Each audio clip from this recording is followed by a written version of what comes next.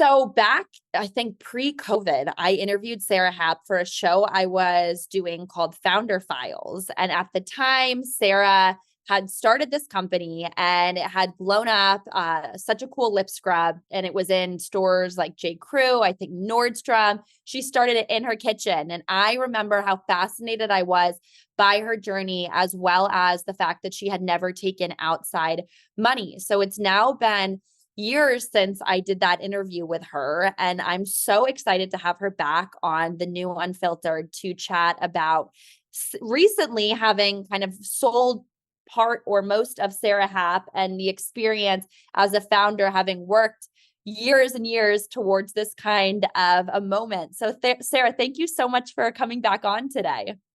I am so happy to be with you today. It's a delight and a treat, and it kind of feels like yesterday that we talked, but also it was 100 years ago. It was 100 years. You haven't aged a day. Of course you haven't. I feel like I've literally aged 100. But I was obsessed with you then, and I am still obsessed with you now. And I would love, I guess, like, from when I first had you on that particular show up until now, and I think it's been about like 4 years. For people Yeah, who don't know, give a brief overview of Sara Happ, the story behind how you started it, and then what really has evolved since we last spoke. sure. So I started out, first of all, as a USC journalism student. I always thought that I was going to go into TV and into media, which I did after graduating. I went to ESPN.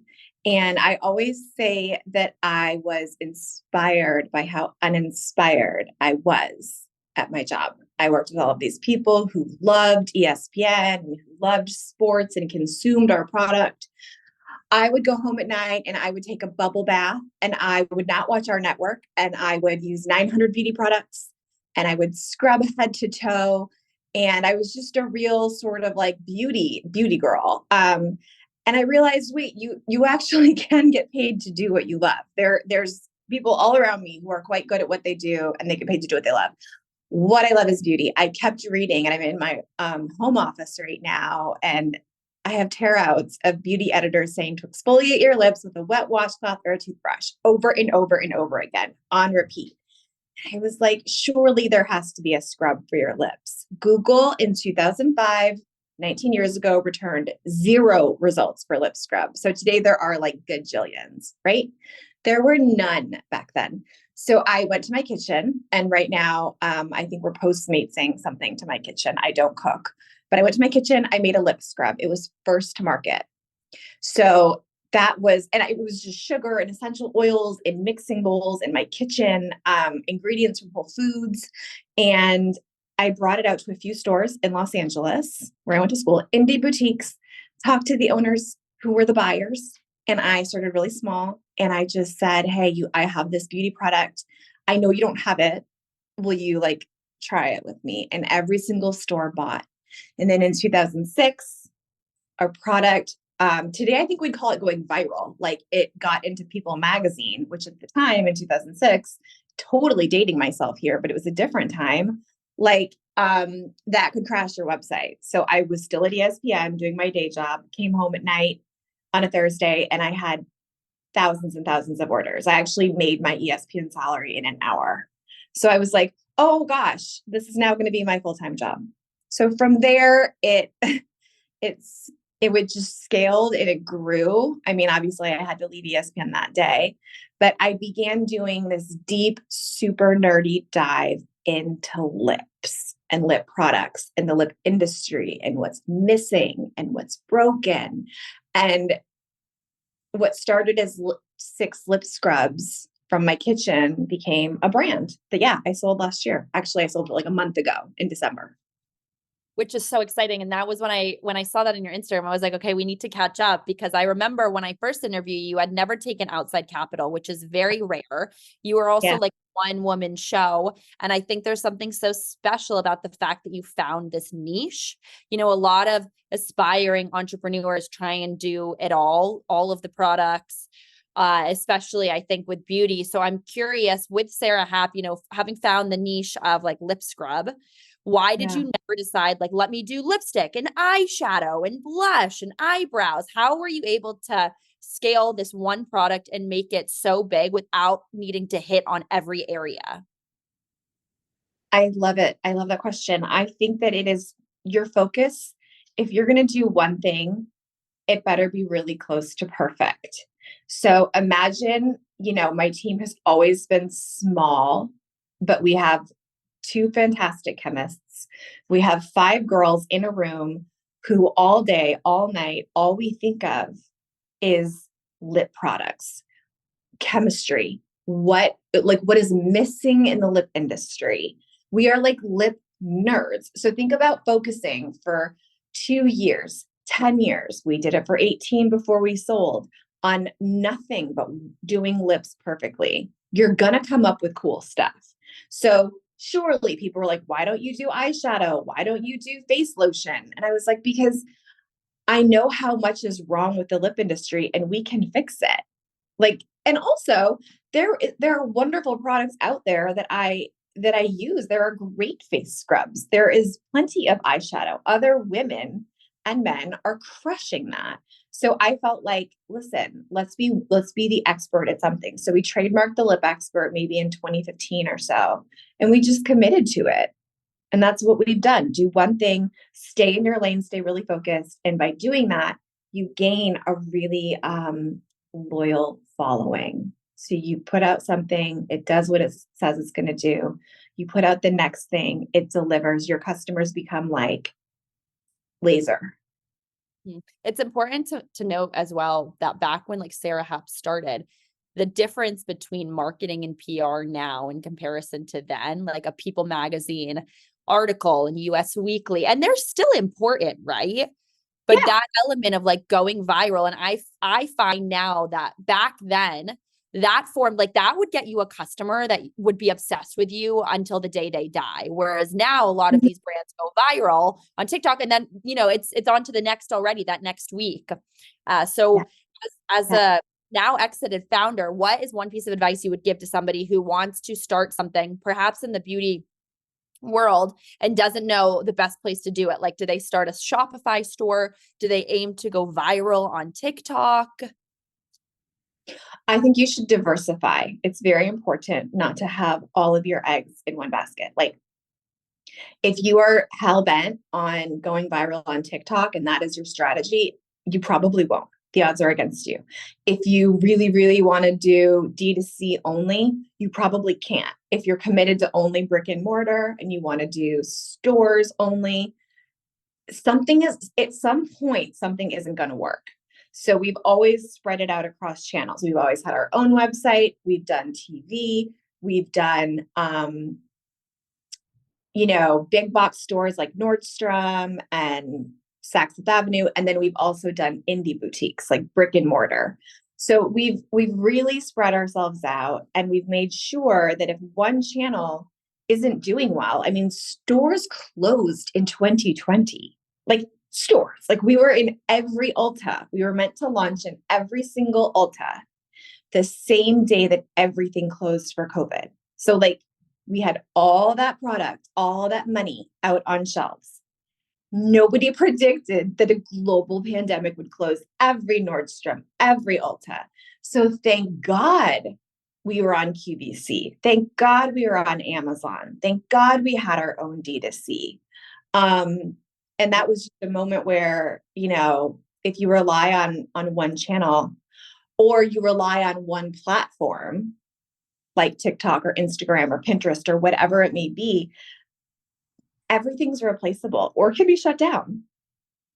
This is so important because I always say this as well to people who are more like personal brands like me or influencers, content creators, whatnot, that if you focus on only one platform, it can be taken away so fast. Whereas, with a more of a consumer-based product like Sara Happ, I mean, you're able to be in stores, you're able to be in boutiques, you're also on an Amazon, but then you can also, right, have like a selling store, shop on TikTok or Instagram. So Sara, what do you look for when you're hiring? So if someone wanted to come and work for you, and over the years when you have brought on new team members, tell me what you like during an interview and what turns you off during the hiring process. Honesty. Be honest. Like, just be honest, bring your A game. First of all, know a lot about the brand. My favorite thing is when people have a direct connection with what you do. They remember the first time they bought your product. They've read all the press. They have used it. They feel a special connection to it. I think founders or just companies in general appreciate that you really do know why you're there. So I would say that, and also just honesty. Be honest about what you're bad at. Be honest about what you're good at, and we'll fit you in. Like, we hire smart people, and smart people can do different jobs, right? So like, you don't have to be good at everything. The worst answer that you can ever give to me is like, oh, my flaw is that I'm a perfectionist. Like, come on. Seriously, and like people still say that. And I'm I'll like, no, hire you if you say that. like, no, like, I'm like, I am not good at math. Like, math is not my friend. I will write all day long. I will, do TV all day long. Give me a spreadsheet and it's going to take me a long time to digest. So like, just be honest. And I think that goes across the board, just honesty. And in our company, it's like kindness. Like, the first way to get fired is to like be an asshole in any way. Like, everyone gets the coffee. Everyone helps out. Like, everyone does everything. And we're larger now, but it's still the same thing. I have people that have been doing this for so many years, and their like humility is what inspires me the most. They don't have to be here. They're here because they love what we do. They're not here for the money. They're here because they love the brand and they love our team, and they're humble. That goes a long way. Do you expect everyone who comes to an interview having tried the product? And the reason I ask is because I interviewed Gail Becker, who's the founder of Cauliflower, that like, paleo pizza company, whatnot. She said that anyone who comes and if she says like, what's your favorite product? And they're like, I haven't tried it. She's always like, how am I going to hire someone who literally doesn't even know what we're selling? So how does that apply to you? Would you say that statement resonates with you?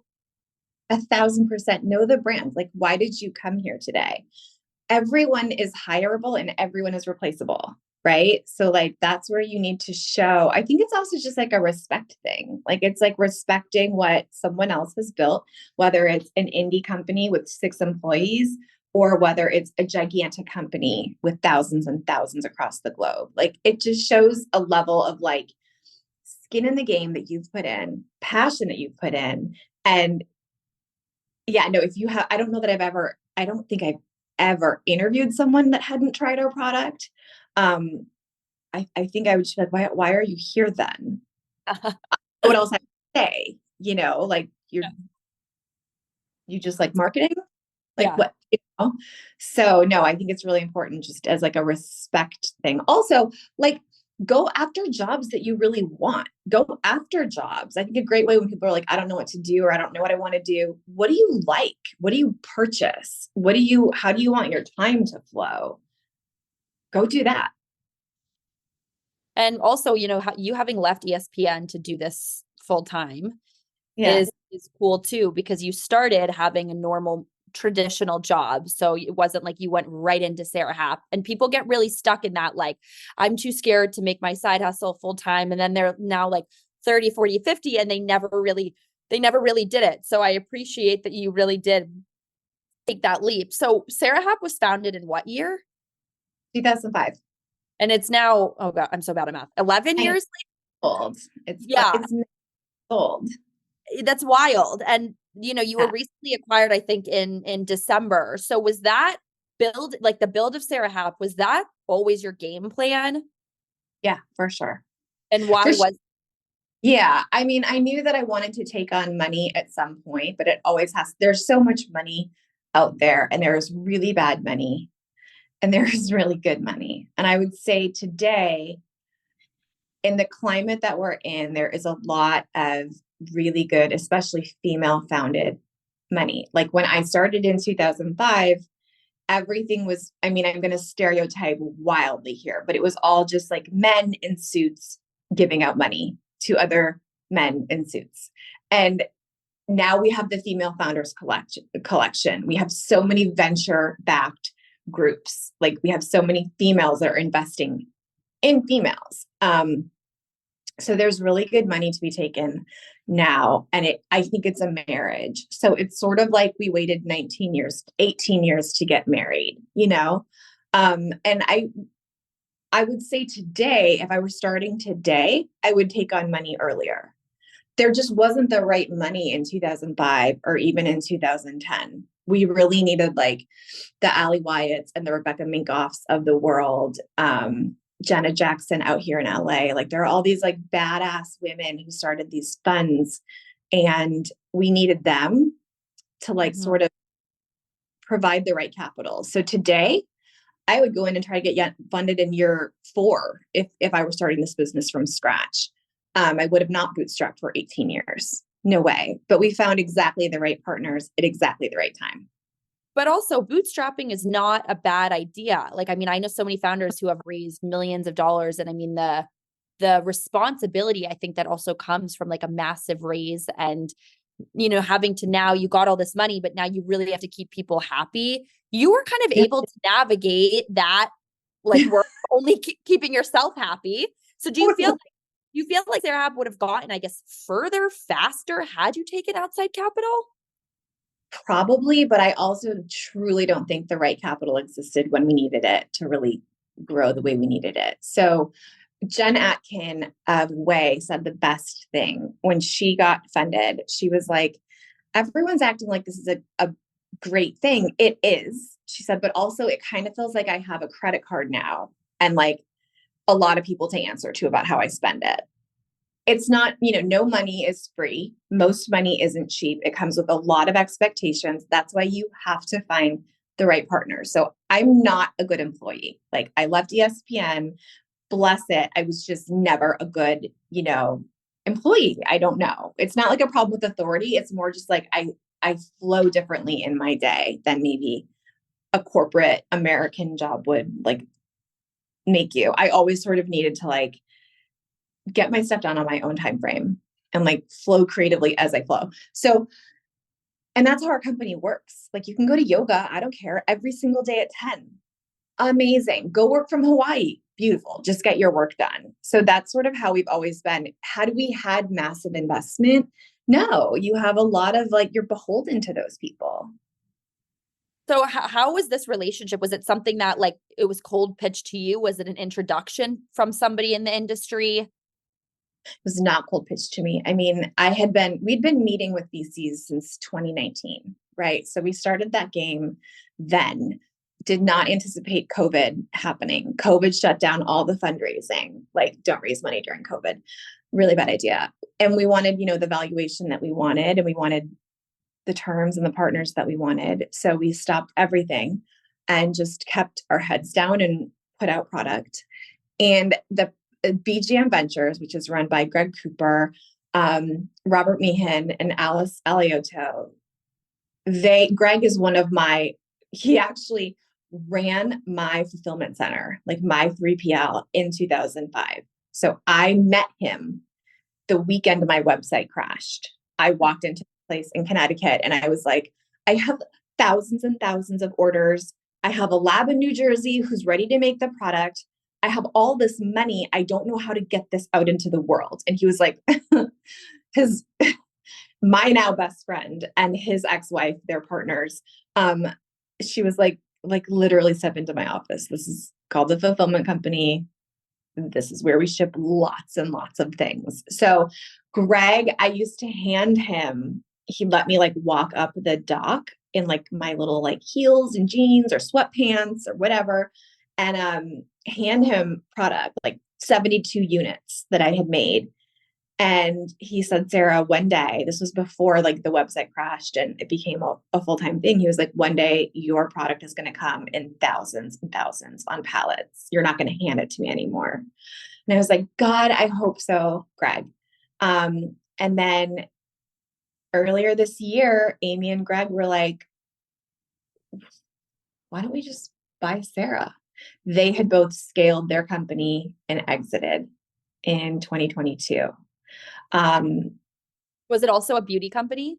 No, it is their fulfillment company. So they Ah, ran it for decades and then they just dropped the mic. in the most beautiful way. So I said to Greg, I'm like, oh my God, I used to hand you my product. Now I'm handing you my whole company, the whole thing. And I said, like, she's 18. It's like our girl is going to college, I like yeah. our girl gets to go to college. And someone was saying to me earlier today, they were like, is there a grieving process that comes with handing over your company? And I was like, no, because it's literally like I'm handing her over so that she can go grow and learn. I'm still completely involved in the company as a founder and as a creative. But like tomorrow, I get to be at our lab all day playing and mixing our formulas as opposed to on like an Amazon call. Mhm. So I get to do what I do best. Greg and his team and my team, they absorb my whole team. Um, we all get to do what we do best. And that's really, I think those are the partners you want. The partners that come in, they have a proven track record. They have all bought and sold many companies. They've all been part of very large cosmetics brands that have exited wildly. Um, I also knew a lot of people. I know a lot of founders, and I asked a lot of founders about. I knew Greg personally, intimately. They're like, we're family. But Alice and Robert, I asked a lot of people about them, and they were like, oh, those two people are gold. They both worked at Benefit together. They worked at It Cosmetics together. They worked at Sephora together. And they're this like dynamic duo of operations and like marketing sales. And people, the endorsements around them were so huge that I liked them, but I think it's really important in your space to like interview the money, right? Oh yeah. Like Yeah. this is a marriage. So I had a lot of founders that were like, oh, wait, they had both retired previously and Greg was retired. They were all just hanging out, but they were like, this is fun. Let's get back in the game. Let's do this again. And so they kept on your whole team. And that's I feel like it's 50-50. Like the people who I know have gotten acquired, sometimes they'll keep the team, sometimes they won't. So was that something that you were like, these are my terms and I want everyone who works for me right now to keep their job? Yes, because my team, as we've talked about before, was so small, Alexa. Like my team was so small that they're all badass. Like you can't run a company the way we ran a company and have like bad people. So I was like, no, these people, this is my brand. Like, so if you want to buy the brand and you want to buy the company, that's fantastic. Yes. And also they come with me. Interesting. No, that's valuable.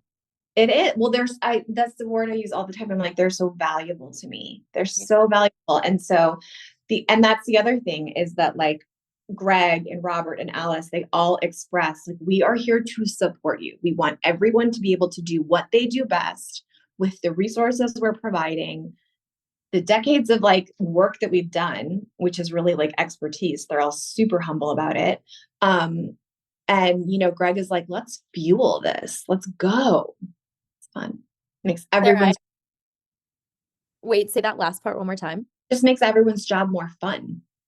I'm so glad that you're just like equally as ambitious and not, I don't know, burnt out after like 18 years of doing it. It's like you're just as excited, even having gotten to this step. So, I know you have to, what? No, I mean, I would say that I really was getting burnt out. I was like, I love the company. I love what we make. I know how good it is, but I was tired of being a CEO. I don't want to be a CEO. Like Why? you guys, I don't know. I don't know. Like I'm a founder and I want to be a founder. And the same way I'm not meant to be an employee, I don't think I'm meant to be a CEO. I can do it. I did do it. I did it well, but like I'm 44. I have a family. Like I want to hang out more. I want to travel more. I want to like enjoy my home, and I want to be at the beach and stuff like that. Not that I don't want to work, but I said to my husband at one point, I'm kind of getting sick of my name Mm. because it's a brand. Like that's a bad sign. It's not a good sign. It was like every time I hear Sara Happ, I'm like, oh my gosh, work.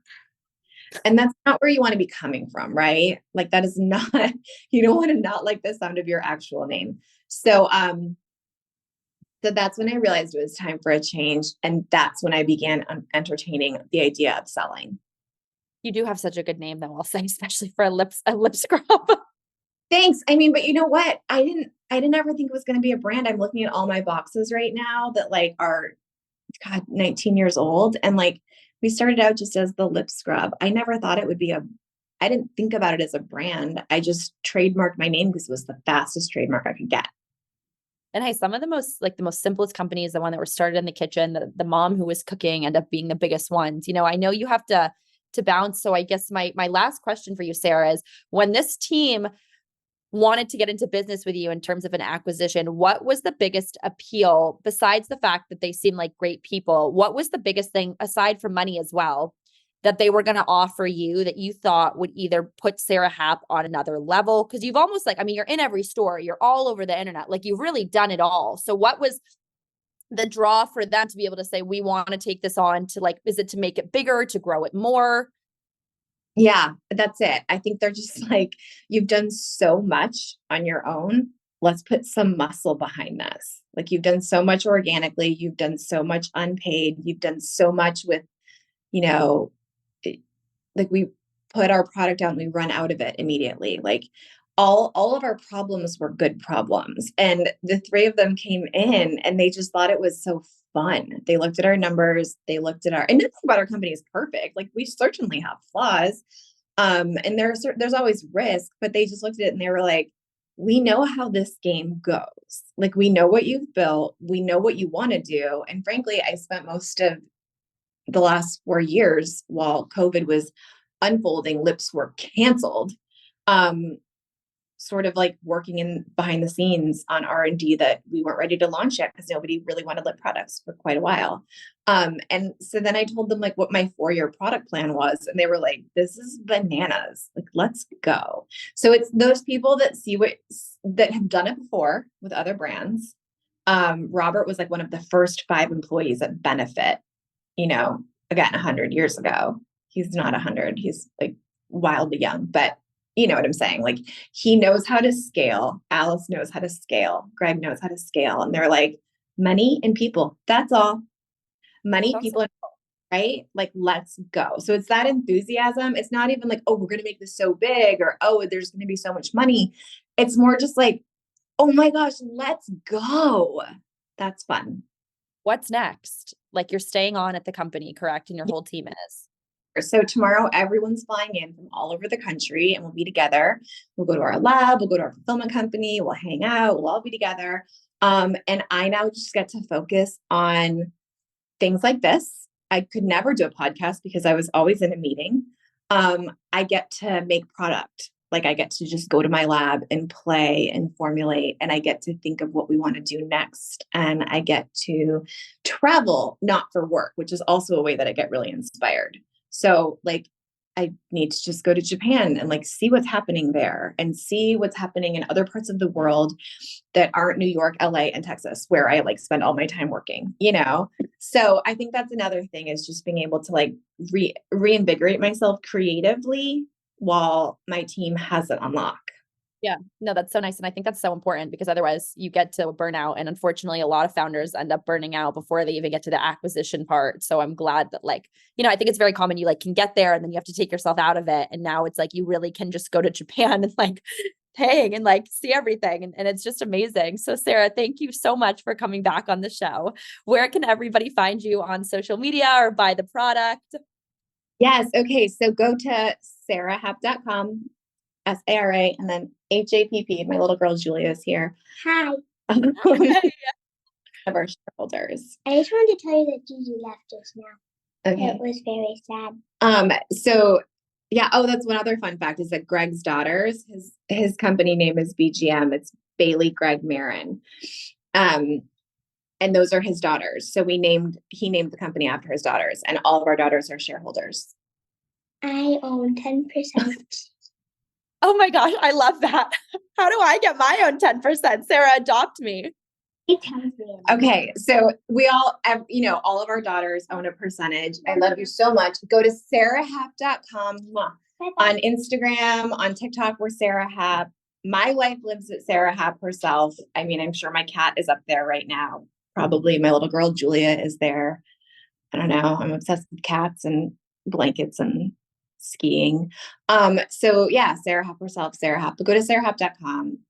Also, I will never stop plugging this. 13 Loon is my dear, my oldest friend in beauty, Nikeo Grieco's company. It's not even a company, it's like a mission. We're in every single 13 Loon. There are 1,600 13 Loon stores across the country. And there's a flagship here in LA on Larchmont. It's 90% BIPOC brands, 10% like basically white brands, ally brands. So traditional retail is the opposite. If you walk into most retailers, especially in beauty, it's 90% like white people owning brands and 10% BIPOC, maybe on like weird shelves. And Nikeo's vision was, what if we flipped that on its head? And that was her answer to 2020, the racial reckoning. So we are honored to be one of their ally brands. So we're one of the 10%. And I love that store more than anything. I go to those stores all the time. I shop BIPOC. So sarahapp.com or 13 Loon. And then we're in a bunch of other places that we love. Yeah, no, I know a lot of people who know her. I don't know her personally, but I think it's dope. And it's amazing that you guys are in that partnership as well, because I think that's awesome. Yeah, we both she started in her kitchen before I did. And we both were like little shop girls, like hustling our stuff at Fred Siegel together when we were like babies. I just drove by Fred Siegel on my 400-hour drive from West Hollywood to Hollywood because the traffic in LA sucks. But Sara, you are amazing. We'll have to have you back in another 4 years and hear the status update. But thank you so much for coming back on the podcast, and congratulations on all of your success.